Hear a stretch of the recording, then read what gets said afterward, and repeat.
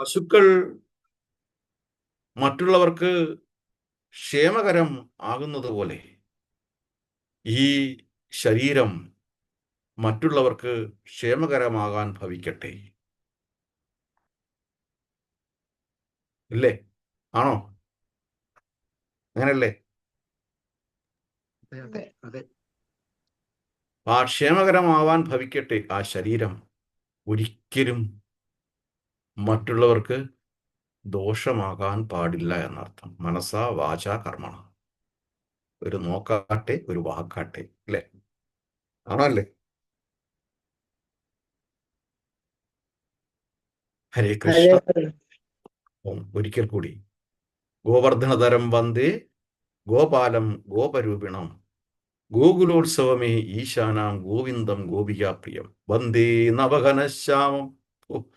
വന്ദേ നവഘനശ്യാമം, എപ്പോഴും യൗവനമായിരിക്കുന്നത്. നവഘനശ്യാമം, പുതുമേഘത്തിന്റെ ആ പുതുമഴമേഘത്തിന്റെ ആ കളർ. വന്ദേ നവഘനശ്യാമം ദിവിജം മുരളീധരം പീതാംബരധരം മഞ്ഞപ്പട്ടങ്ങ് ഞൊറിഞ്ഞുടുത്തും. അല്ലേ? വേണ്ട പാട്ടുകൾ.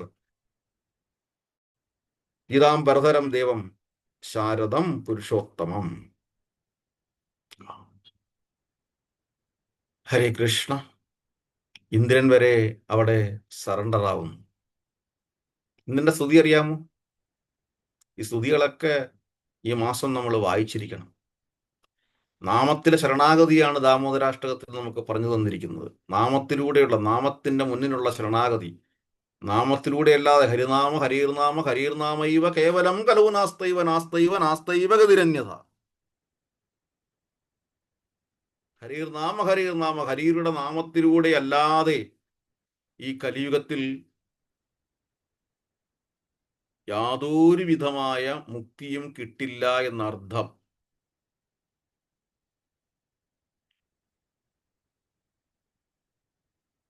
ഒരു അസുഖവും ഇല്ലെങ്കിൽ ഒരു കഫക്കെട്ടെങ്കിലും ഉണ്ടാവും, യാതൊരു സംശയമില്ല കാര്യത്തിൽ. ഇത് കാര്യം, ഈ ഭൂമി അങ്ങനെയാണ്. ദുഃഖാലയം അശാശ്വതം. ആണോ അല്ലേ? ആണോ? അതെ അതെ അതെ അതെ. അപ്പൊ അങ്ങനെ വരുമ്പോ ഇവിടെ നമുക്ക് മുക്തി കിട്ടാൻ, ശരീര സുഖം കിട്ടാൻ എന്ത് ചെയ്യണം? ഭഗവാന്റെ നാമം കൊണ്ട് മാത്രമേ സാധിക്കത്തുള്ളൂ. ആ നാമം ചെല്ലുമ്പോൾ നമ്മൾ തീർച്ചയായിട്ടും ഭഗവാനോട് കടപ്പെട്ടിരിക്കുമ്പോൾ ഭഗവാന്റെ അനുഗ്രഹം നമുക്ക് ആത്മാർത്ഥമായിട്ടും വേണം എന്ന് ആഗ്രഹിക്കുന്ന ഒരാൾ ഭഗവാന്റെ പ്രിയപ്പെട്ടതിനെ സംരക്ഷിക്കാൻ ശ്രമിക്കും. ഇല്ലേ? ആണല്ലേ? ഹരേ കൃഷ്ണ. അപ്പൊ ഇന്ദ്രന്റെ സ്തുതി അറിയാമോ? എല്ലാം പറഞ്ഞു ഇന്ദ്രൻ അപ്പം ചെന്നു.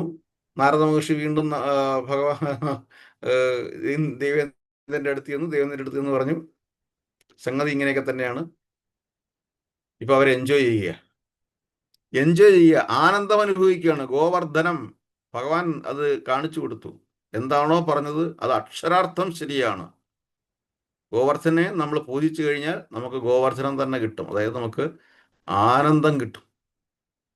അങ്ങനെ ഒരാഴ്ച അവര് പ്രജവാസികളെല്ലാം കൃഷ്ണനോടും ബലരാമനോടൊപ്പം എൻജോയ് ചെയ്തു, എന്റർടൈൻ ചെയ്തു. ഇല്ലേ? ആണോ അല്ലേ? ആണോ?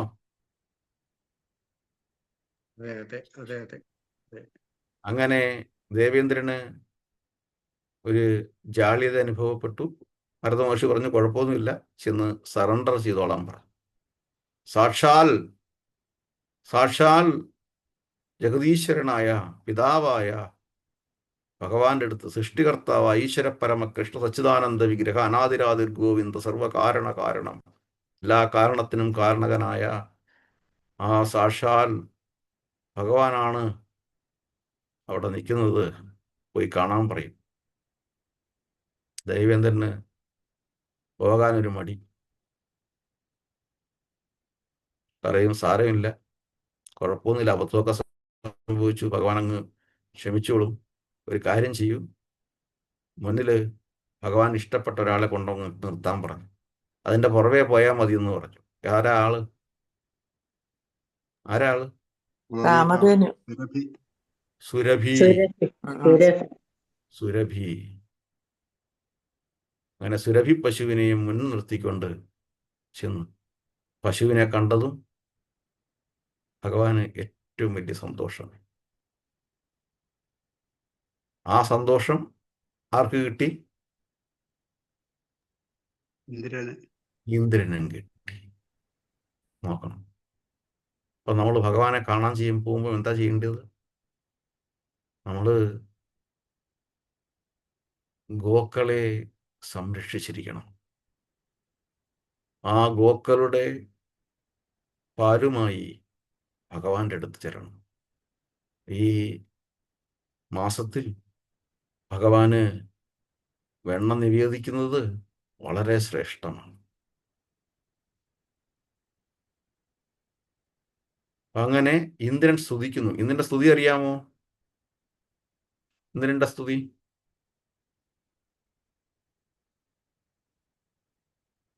ഓം നമോ ഗോവർദ്ധനോദ്ധാരണായ, അറിയാമോ? ഗോവിന്ദായ. കേട്ടിട്ടുണ്ടോ? കേട്ടിട്ടുണ്ടാവുമല്ലോ, കേൾക്കാതിരിക്കത്തില്ല.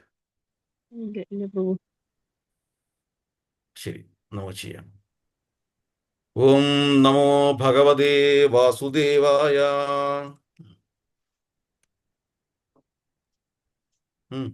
നമോ ഭഗവതേ വാസുദേവായ.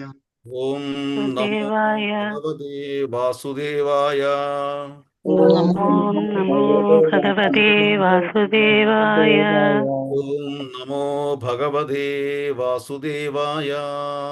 ഓം നമോ ഭഗവതേ വാസുദേവായ. ഓം നമോ ഗോവർദ്ധനോദ്ധാരണായ. നമോ ഭഗവതേ വാസുദേവായ. ഓം നമോ ഗോവർദ്ധനോദ്ധാരണായ. ഗോവിന്ദായ.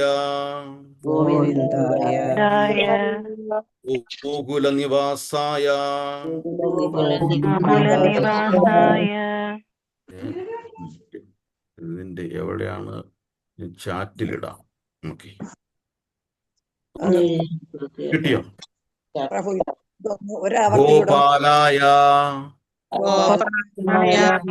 ഗോപാലപതയേ. ഗോപാലപതയേ. ഗോപീജനഭാർത്രേ. ഗോപീജനഭാർത്രേ. ഗിരിഗജോധാർത്രേ. ഗിരിഗജോധാർത്രേ. കരുണാനിധയേ. കരുണാനിധേ. ജഗദ്വിധയേ. ജഗദ്വിധയേ. ജഗന്മംഗളായ. ജഗന്മംഗളായ. ജഗന്നിവാസായ. ജഗന്നിവാസായ. ജഗന്മോഹനായ. ജഗന്മോഹനായ. കോടിമന്മഥമന്മഥായ. മന്മഥായ. വൃഷഭാനുസുതാവരായ.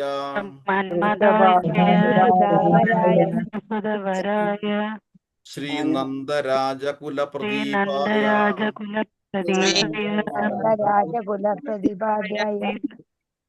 ശ്രീകൃഷ്ണായ. പരിപൂർണതമായ. അസംഖ്യ ബ്രഹ്മാണ്ട പതയേ.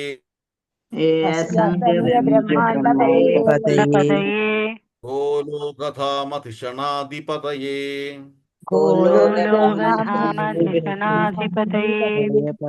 സ്വയം ഭഗവതേ.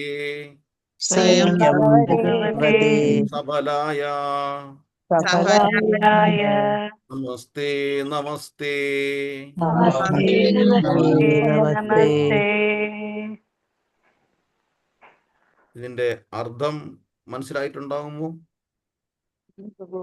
ശരി, അർത്ഥം ട്രാൻസ്ലേഷൻ ഇടാം. ആർക്കെങ്കിലും ഒരാൾക്ക് വായിക്കാം. ട്രാൻസ്ലേഷൻ ഇട്ടിട്ടുണ്ട് ചാറ്റില്. വായിച്ചാട്ടെ.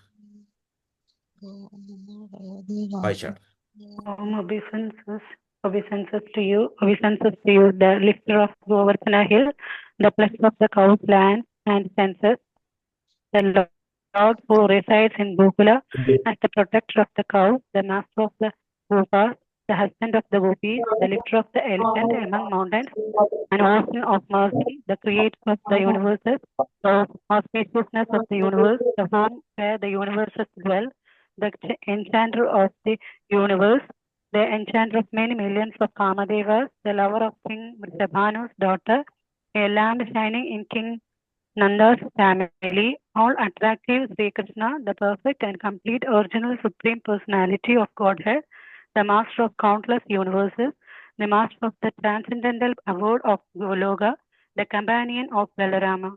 Hare Krishna. ആ ഹരേ കൃഷ്ണ. എത്ര സുന്ദരമായ ഒരു സ്തുതിയാണ് ഇത്.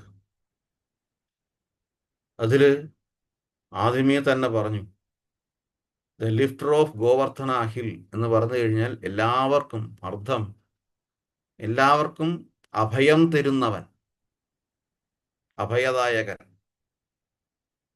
ആ ഗോവർദ്ധനം ഉയർത്തിയതോടുകൂടി പ്രജവാസികളെല്ലാം ആ ഗോവർദ്ധന പർവ്വതത്തിന്റെ അരികിൽ വന്നു. അപ്പം എല്ലാവർക്കും സംരക്ഷണം തരുന്നവൻ. പിന്നെന്താ പറഞ്ഞിരിക്കുന്നത്? The pleasure of the cows, ഗോകൾക്ക് സന്തോഷം, ആനന്ദം കൊടുക്കുന്നു. മാത്രമല്ല പിന്നെന്താ? Land and the senses, the lord who resides in Gokula as the protector of the cows, പശുക്കളുടെ സംരക്ഷകനായിട്ട് നിൽക്കുന്നവൻ. ആണോ? അല്ലേ? ഹരേ കൃഷ്ണ. അതെ പ്രഭു. നമ്മള് ഹരേ ഈ കൃഷ്ണ. അതെ പ്രഭു. പുണ്യമായ കാർത്തിക മാസത്തിൽ ഭഗവാനെ പ്രാർത്ഥിക്കുമ്പോൾ തീർച്ചയായിട്ടും ആ നാമങ്ങളിലൂടെ, നാമ അർത്ഥങ്ങളിലൂടെ നമ്മൾ മുന്നോട്ട് പോകാൻ ശ്രമിക്കുമ്പോൾ തീർച്ചയായിട്ടും നമുക്ക് ഭഗവാനുമായിട്ട് കൂടുതൽ അടുക്കാൻ സാധിക്കും. ഇതുവരെ നമ്മൾ എന്ത് തെറ്റ് ചെയ്തുവോ അത് നമുക്ക് ആരും പറയാതെ തന്നെ തിരുത്താനുള്ള ഒരു മനസ്സുണ്ടാകും ഈ അർത്ഥങ്ങളിലൂടെ പോകും.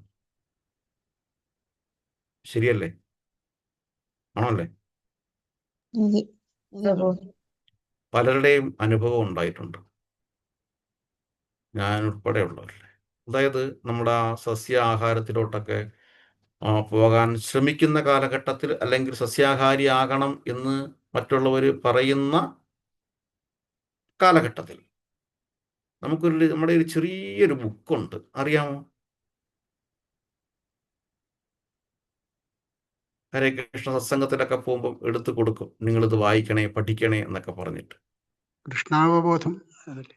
ആരതിയൊക്കെ ആ ആരതി അതിനകത്ത് കുറിച്ചിട്ടുണ്ടാകും. വൈഷ്ണവഗീതാണോ? അല്ല, കൃഷ്ണാബോധം ഒരു വഴികാട്ടി. ഒരു വഴികാട്ടി. സത്യത്തിൽ അത് രണ്ടഭിപ്രായമുണ്ട്. ആദ്യമേ തന്നെ എടുത്തു കൊടുത്തു കഴിഞ്ഞാൽ ഇത് വായിച്ചു കഴിഞ്ഞാൽ ചിലപ്പോൾ ആരും വരത്തില്ല. ഒന്ന് ഇല്ലേ? ശരിയല്ലേ? ആണോ? അല്ല, കുറച്ചൊക്കെ അങ്ങോട്ട് പോയതിന് ശേഷം ഇത് കൊടുക്കുകയാണെങ്കിൽ അത് കുറച്ചൊക്കെ മനസ്സിലോട്ട് വരും. അത് ശരിയാ പ്രഭു. കാരണം നമ്മൾ ആദ്യം വേറെ ഇതൊന്നും പഠിച്ചിട്ടില്ല, അതൊക്കെ ഇതിനകത്തോട്ട് കേറുമ്പം അന്നേരം എല്ലാവരും പ്രത്യേകത പോലെ തോന്നും.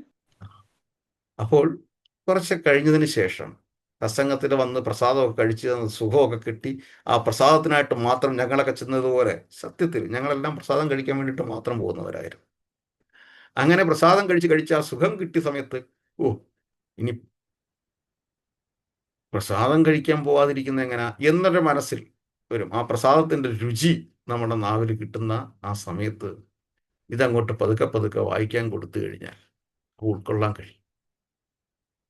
അതിൽ ഒരിടത്ത് എഴുതിയിട്ടുണ്ട്, അതായത് എല്ലാം ഉപേക്ഷിച്ചു ഒരെണ്ണം മാത്രം ബാക്കിയായി. അത് പിന്നെ സസ്യാഹാരത്തിലെ മാംസാഹാരത്തിൽ പെടുന്നതല്ലോ. സ്വയം ചില വിശദീകരണങ്ങളും ജസ്റ്റിഫിക്കേഷനുകളും ഒക്കെ വന്നു. എന്തായിരിക്കും അത്? മുട്ട. ഹരേ കൃഷ്ണ. ഹരേ കൃഷ്ണ.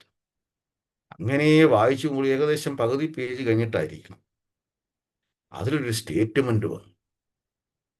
അപ്പോഴേ സ്തംഭിച്ചുപോയി. എന്താ അതിൽ എഴുതിയിരിക്കുന്നത്? മുട്ട എന്ന് പറയുന്നത് കോഴിയുടെ ശുക്ലമാണ്. പെട്ടെന്ന് ഏതാണ്ടോ പോലെയായി. അപ്പോൾ ചിന്തിച്ചു, ഇതിലൊക്കെ ഏറ്റവും വൃത്തിഹീനമായ ഒരു പദാർത്ഥത്തെയാണല്ലോ നമ്മൾ നമ്മുടെ ശരീരത്തിലേക്ക് നമ്മുടെ ആരോഗ്യം എന്ന് പറഞ്ഞ് കയറ്റുന്നത് എന്ന് ചിന്തിച്ചു പോയി. അതോടുകൂടി അതും നിർത്തി. മനസ്സിലാവുന്നുണ്ടോ? മനസ്സിലാവുന്നുണ്ടോ? ഉണ്ട് പ്രഭു. ഹരേ കൃഷ്ണ. എന്തിനാണ് വൃത്തിഹീനമായിട്ടൊരു സാധനത്തിനെ വൃത്തിയായിട്ട് കൊണ്ടു നടക്കാൻ ആഗ്രഹിക്കുന്ന ഈ ശരീരത്തിനകത്തോട്ട് കയറ്റുന്നത്? വേണോ? വേണോ? വേണ്ട.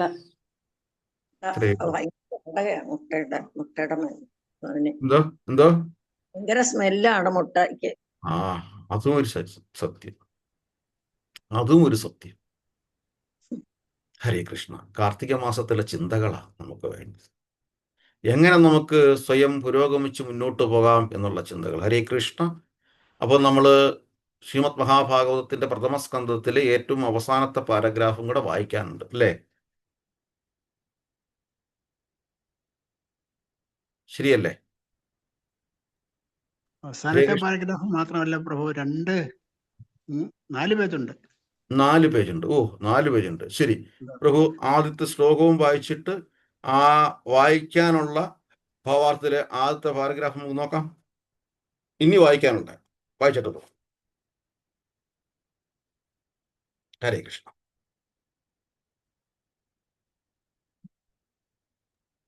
ഹരേ കൃഷ്ണ പ്രഭു, ഹരേ കൃഷ്ണ.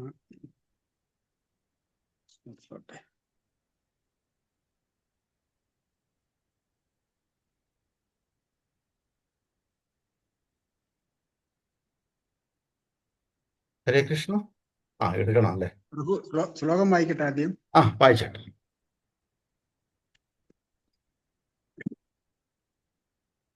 ഓം നമോ ഭഗവതേ വാസുദേവായ. ഓം ശ്രീകൃഷ്ണായ പരബ്രഹ്മണേ നമഃ. ഓം ശ്രീ ഗുരുഭ്യോ നമഃ. ഭാഗവതം അധ്യായം 1, ഋഷിമാരുടെ അന്വേഷണങ്ങൾ. ശ്ലോകം 1. ഓം നമോ ഭഗവതേ വാസുദേവായ.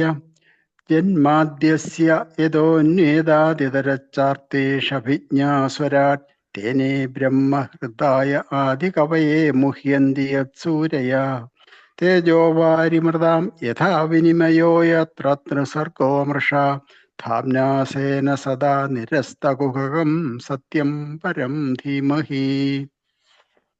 കൃഷ്ണ. ഹരേ.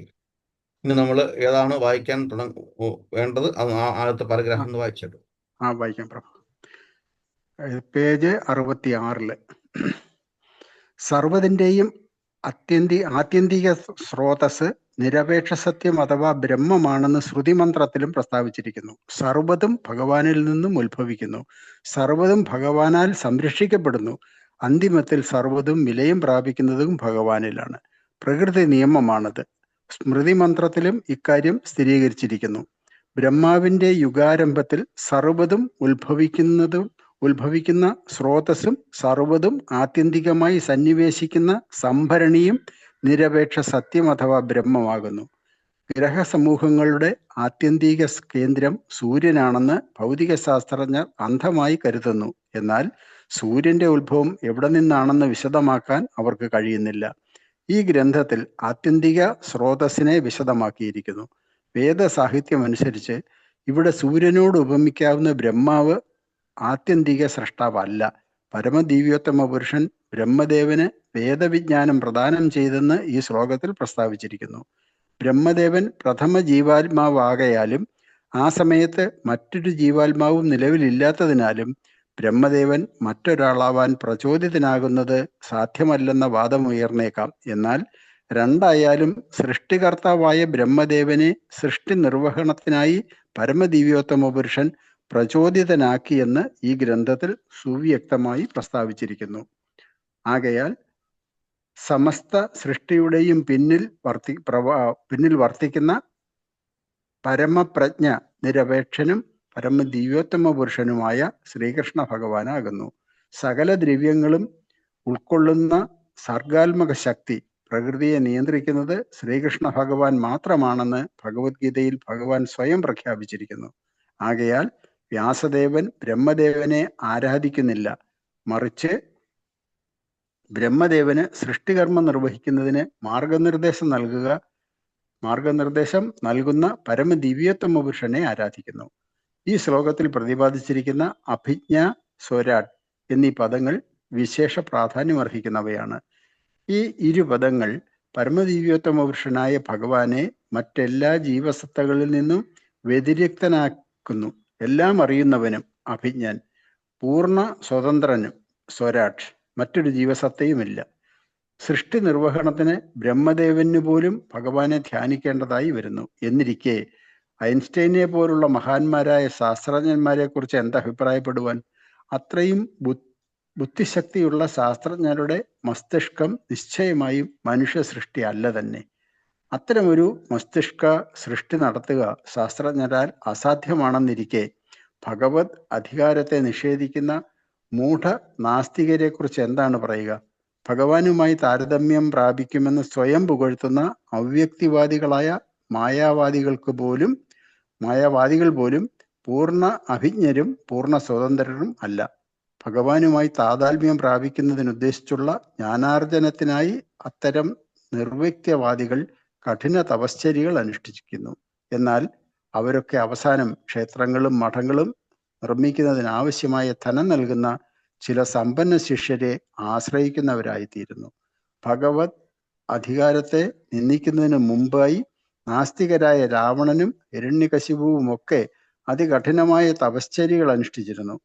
എന്നാൽ അന്തിമത്തിൽ ക്രൂരമായ മൃത്യു സ്വരൂപനായി ഭഗവാൻ അവരുടെ മുമ്പിൽ പ്രത്യക്ഷപ്പെട്ടപ്പോൾ നിസ്സഹായരും നിരാശ്രയരുമായ അവർക്ക് രക്ഷപ്പെടാൻ കഴിഞ്ഞില്ല. ഭഗവാന്റെ അധികാരത്തെ പുച്ഛിക്കാൻ ധൈര്യപ്പെടുന്ന ആധുനിക നാസ്തികരുടെ അവസ്ഥയും ഇതുപോലെ തന്നെയാണ്. ഔവണ്ണമുള്ള നാസ്തികർക്കും സമാന അന്ത്യം സംഭവിക്കും. ചരിത്രം ആവർത്തിക്കപ്പെടും. എപ്പോഴൊക്കെ മനുഷ്യർ ഭഗവത് അധികാരത്തെ നിന്ദിക്കുന്നുവോ നിഷേധിക്കുന്നുവോ അപ്പോഴൊക്കെ പ്രകൃതിയും പ്രകൃതി നിയമങ്ങളും അവരെ ശിക്ഷിക്കുന്നുവെന്ന് ഭഗവത്ഗീതയിലെ യഥാ യഥാ ഹി ധർമ്മസ്യ ഗ്ലാനർ എന്ന പ്രശസ്ത ശ്ലോകത്തിൽ സ്ഥിരീകരിക്കുന്നു.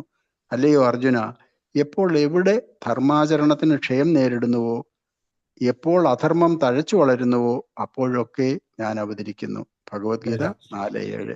ഹരേ കൃഷ്ണ. യഥാ യഥാ ഹി ധർമ്മസ്യ ഗ്ലാനിർഭവതി ഭാരത അഭ്യുത്ഥാനം അധർമ്മസ്യ തദാത്മാനം സൃജാമ്യഹം. പരിത്രാണായ സാധൂനാം. ഈ ഒരു വാക്ക് നമ്മള് എത്രയോ വർഷങ്ങൾക്ക് മുമ്പ് ഓരോ വീടുകളിലും കേട്ടോണ്ടിരിക്കുന്നതാ. ഏതാ? പരിത്രാണായ സാധൂനാം വിനാശായ ച ദുഷ്കൃതാം ബ്രഹ്മസംസ്ഥാപനാർത്ഥായ സംഭവാമി യുഗേ യുഗേ. ഇവിടെ പറഞ്ഞിരിക്കുന്നത് നോക്കൂ. ഭഗവത് അധികാരത്തിൽ നിന്ദിക്കുന്നതിന് മുമ്പായി നാസ്തികരായ രാവണനും ഹിരണ്യകശിപുമൊക്കെ അതികഠിനമായ തപശ്ചര്യകൾ അനുഷ്ഠിച്ചിരുന്നു. ഏറ്റവും വലിയ പണ്ഡിതന്മാരായിരുന്നു, വേദപഠനം ചെയ്തവരായിരുന്നു. ഇവിടെ പലരും ഇപ്പോഴൊരു പാഷനായിട്ടും മാറിയിരിക്കുകയാണ്. വേദ ക്ലാസ്സിന് പോയി വൈദിക പഠനത്തിന് പോകുന്നു, വേദപഠനത്തിന് പോകും.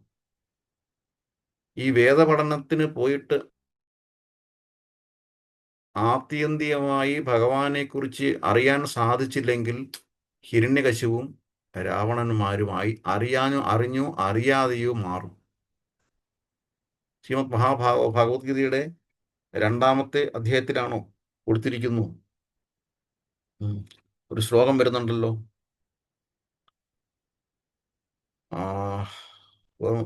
അതായത് വേദങ്ങളിലെ ഒരു ഈണവും വാക്കുകളും അതിൻ്റെ ഋതുവുമൊക്കെ അനുസരിച്ചിട്ട് നമ്മൾ അതിൻ്റെ പുറകേ പോകുന്നു എന്നർത്ഥം വരുന്നൊരു ശ്ലോകമുണ്ട്. ഓർമ്മയുണ്ടെങ്കിൽ പറയണേ, പെട്ടെന്നേലും മറന്നു പോകും ചില. അപ്പൊ അതിലൂടെ പോകുമ്പോൾ നമ്മൾ ചിന്തിക്കണം, ഭഗവത്ഗീതയിലെ എല്ലാ അധ്യായവും തീരാൻ എത്ര വർഷം എടുക്കുന്നുണ്ട് സത്സംഗത്തിൽ? ഒരു ശരാശരി എത്ര വർഷം എടുക്കുന്നു പ്രഭു സത്സംഗത്തിൽ? ഒരു വർഷമൊക്കെ എടുക്കും തോന്നുന്നു. ഒരു വർഷം കൊണ്ട് തീരുമോ? തീരുന്നുണ്ടോ?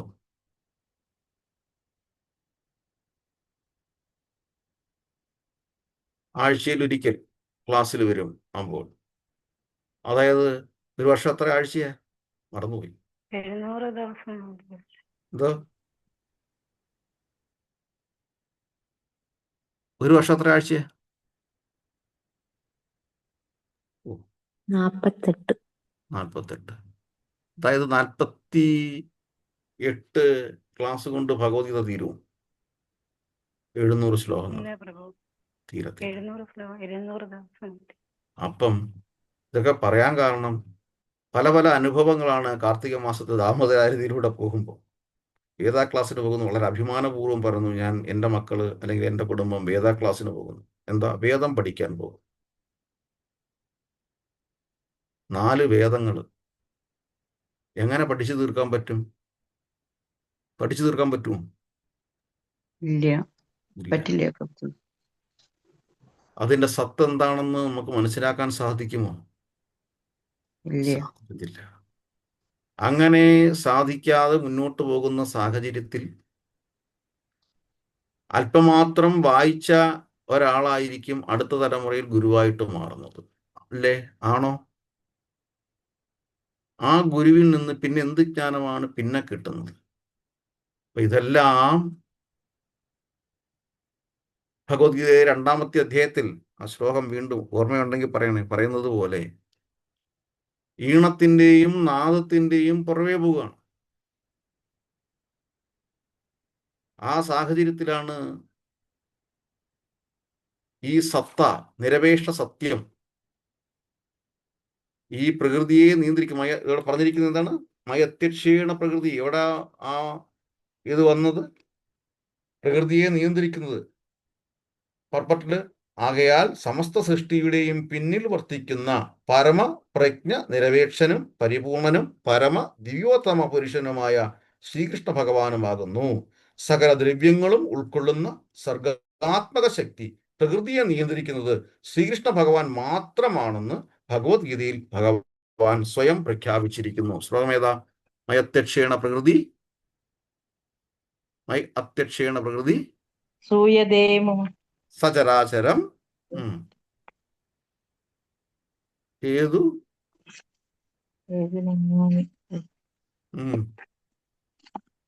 മയത്യക്ഷേണ പ്രകൃതി സൂയതേ സചരാചരം.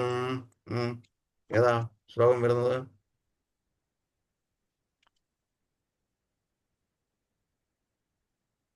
9:10. 9:10 വായിച്ചാട്ടെ.